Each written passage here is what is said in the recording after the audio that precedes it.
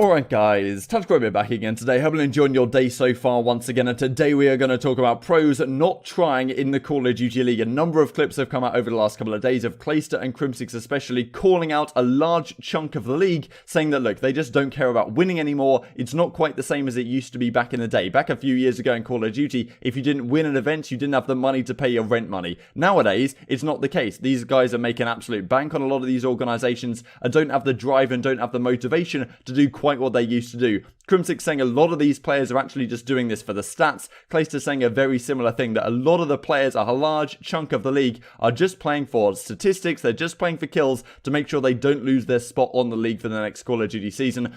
Not exactly surprising, but still remarkable that Crimsix says this is up to 70% of the league, and it's a big reason why a number of the amateur players that have come into the scene this season have really taken over the game, because a lot of the old guards just, aren't keeping up to scratch anymore. Intrigued to hear your thoughts in the comment section below. Do you think this is legit? Going to be going through a few examples today, which I find very interesting, at least from the statistical side. Like if you guys enjoyed the video, subscribe if you are new as always. I would greatly appreciate it, and let's hop into things here then. So a couple of clips, first of all, from Clayster, went on the Trainwrecks TV podcast or whatever it is a couple of days ago, and Devin Nash is on there kind of having a conversation with Clayster. Devin Nash, a former CEO, I believe, of Counter Logic Gaming, very involved with the LCS, which is like League of Legends Championship Series or whatever exactly that is. So yeah, definitely they had a conversation back and forth. Pretty interesting what Clayster has to say, and then let's look at some examples. Well, that's why you guys say that you think that a lot of people aren't playing to win now, right? Yeah, everyone's keeping their job now. Everyone just wants the stats so they don't get dropped or maintain a roster, just because our salaries are so inflated right now and so large that everyone doesn't need to win to pay rent and shit anymore. They're just like, fuck it, I need a roster spot, so I'll just kill whore and stat whore and fucking put up 2.0 KD, but literally lose my team the game. But hey, I'm nasty. Like exact same shit's happening in LCS too. Same reason. Franchise. Fucking pathetic, all of them. Like just ruining relegation. Like if you just. There's no feast or famine, man. No desire to survive. There's no heart. That's why this year that you saw a bunch of amateur Call of Duty players come up who have never even been considered before, is because these kids actually came in trying to win and get better and win tournaments, not just sit there on a bench or on a roster spot and take salary every month and be like, playing with my friends, cool. You get kids that want to come in and try and prove that they're one of the best in the world. So all the stats we're going to look at over the coming minutes here, thanks to EasyMac for all of these. These are from his big stat sheet that he has for the entire season. I'll leave it linked down below, as always, in the description box for you guys to check out. Some of you guys asked me for links and stuff of the things that I talk about in the videos. Everything I talk about in the video appears in the description box under the references section. So yeah, it's not necessarily your labels, but everything you should want to find should be down there somewhere, hopefully, if I remember. It may not always be the case. Feel free to call me out if I do end up forgetting something. So this is what the World Championship looked like for a number of these teams. So I just wanted to look through what the stats look like for the World Championship squads and compare that to some of the teams that went out earlier in the tournament. Let's just say that. So here we go with the Atlanta phase first of all. These guys came second at Champs, but honestly their matches were far from easy, right? And these statistics are pretty impressive given what they ended up doing at Champs, because they beat Chicago Huntsmen in a 3-2 first of all, then it came down to Dallas Empire, they lost to them 3-2, and then they got bodied in the grand finals in a 4-1 map count. It was 5-1 because Dallas had the 1-0 advantage, so statistics remarkably good, but you can see what we're seeing here. 1.1, 1.02, 1.05, pretty solid stats for a team that came second at the World Championship. Let's look at the Dallas Empire, for example. This is what's very impressive, right? And this is why Crimsix is talking that,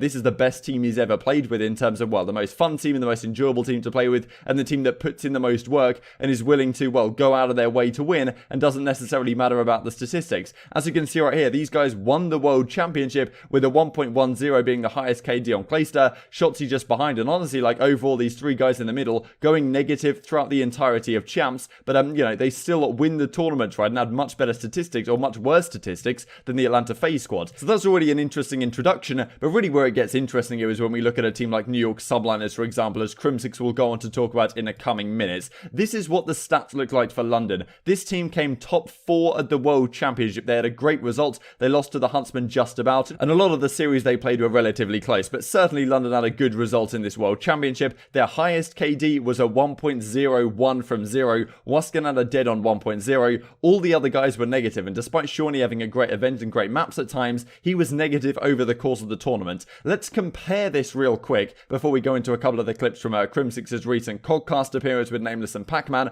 compared to what the New York subliners looked like. This was London's team who came top 4 at the event. This was the New York subliners squad who I believe came top 8. Accuracy with a 1.11, Attach with a 1.19, Mac with a 1.10, Zuma with a 1.08, Temp only slightly negative. But you know, these guys are bossing in terms of the statistics, right? You're looking at this statistical performance, you're thinking, damn, subliners are slaying. Did they win this entire tournament? Like, what is going on right here? Compare that, of course, to the London squad that got absolutely bodied the entire tournament. Compare these statistics of the New York subliners to, for example, the Dallas Empire squad who actually ended up winning the entire thing. So I just wanted to share a couple of clips here from Crimsix's appearance where he talks about, well, the Minnesota team with GodRx and Assault, and of course the World Championships, they didn't have GodRx, so I didn't share this on screen, but also the New York subliners, right, and how they're not actually playing to win, they're just playing for statistics. Okay. Probably New York, considering they outplayed. Did you see those stats, by the way? Not yet, but yeah. I mean... Holy shit, get in the fucking hill, man. Like, come on, dude. They had, like, I think their fourth lowest was, like, 1.07 on the series they lost. I was like, yeah. Bro, what the... Like, come on, man. Everyone gives Nade shit, you know, but it's... Like, obviously, you know, it's he actually wanted to win. You cannot not respect someone for that, you know?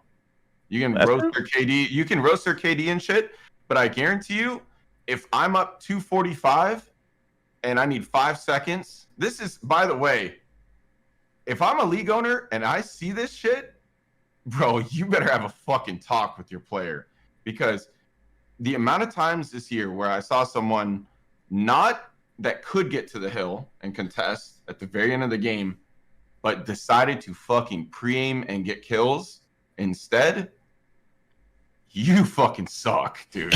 like you are a fucking am, bro. Because that is like, and dude, I'm talking like no bullshit, 70% of players did this.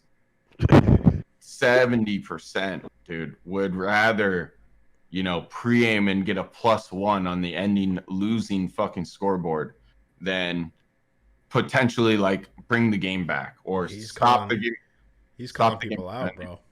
Calling people out, dude. I'm not calling anyone out. But I'm calling out 70% of the fucking league. No, I get what you're saying though. Picking up what you're putting down. It makes sense. Yeah, and like I said before, the 4v4 versus 5v5, people playing for their spot.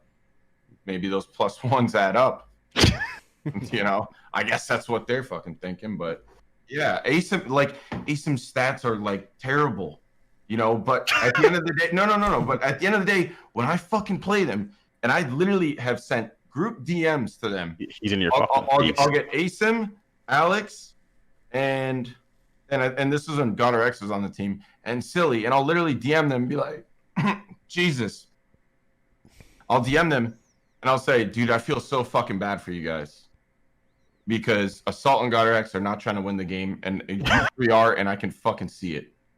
You know, and I'll be like, if you three aren't frying, if you don't get a 2-piece while trying to break a hill, you're never breaking the fucking hill. So Crimsix's theory is that a lot of these players going into the next season, knowing that New York would be making significant roster changes and other squads, realize that, well, if I don't play for my stats, if I don't play to make myself look good on the map, then I might get dropped off this team well. And if I can have a 1.1 or if I can have a 1.15, then maybe it's the rest of the team that gets dropped going into a 4v4 situation, and I manage to retain my starting lineup. That's what Clayster's getting at. That's what Crimsix is getting at, saying a lot of players right now don't actually want to win. They just want to retain their position, especially from 5v5 to 4v4, and he's saying that we saw this especially with New York at the World Championship, and this was an example series between London and the New York subliners. I would like you guys to guess the result from these stat lines. Accuracy 0.97, Attach 1.27, Mac with a 1.08, Temp with a 1.04, Zuma with a 1.12. The entirety of London is negative. Dylan 0.8, Shawnee 0.9, you know, Scraps and Waskin almost, Scraps and Zero almost getting positive, Waskin with a 0.93, but everyone negative on the side of London. then guess who won this series? I'm sure you've got it all right, as you can see on screen right here. New York ended up losing this one in a 3-2 fashion to the London Royal Ravens. And look at New York's entire tournament, right? We just looked at how their statistics were looking a second ago. I mean, like with the 1.1, like the 1.2 for attach, like all this kind of stuff. We look at their overall tournament run. They won 3-1 against Minnesota. I mean, that was a stomping. Then they lost to Chicago, lost to London. But in these series, they were often outslaying in the respawns and yet still losing the series. This is really what Crimsix is getting at here, saying a lot of these players aren't actually trying to win. And maybe that's pretty telling of what this next season looks like, right? Because a guy like Attach definitely turned up at the end of the season, at least in terms of pure statistics. He was dropping a 1.1, 1.2. But nowadays, going into this next season, Attach doesn't seem to be on the starting lineup to what we understand it right now. He may end up being there with Clayster, Mac, and Zuma as the current rumor that we've discussed over the last couple of days on the subliners. But, you know, Attach is not necessarily on that squad right now. And maybe that's got partially to do with what Crimsix is talking about here and what Clayster maybe believes, that Attach is just like, he's just stat whoring, right, as they describe it. And effectively means playing for kills, not necessarily to win the game. And that was certainly the case to some degree here with New York. I don't think it's deniable, the fact that they lost 2 of their series, but yet their statistics look like this from the entire tournament. Seems pretty clear to me that this is a case of a lot of these players trying to stat pad to get in a good position for next year. And well, how many of them will be retained for next season? Probably just Mac and Zuma, as it looks like right now, and Attach and Accuracy potentially going elsewhere. And well, Temp is gone anyway. And I mean, Temp was talking on stream the other day that he was trying to win. He was putting in the grind and putting in the hard graft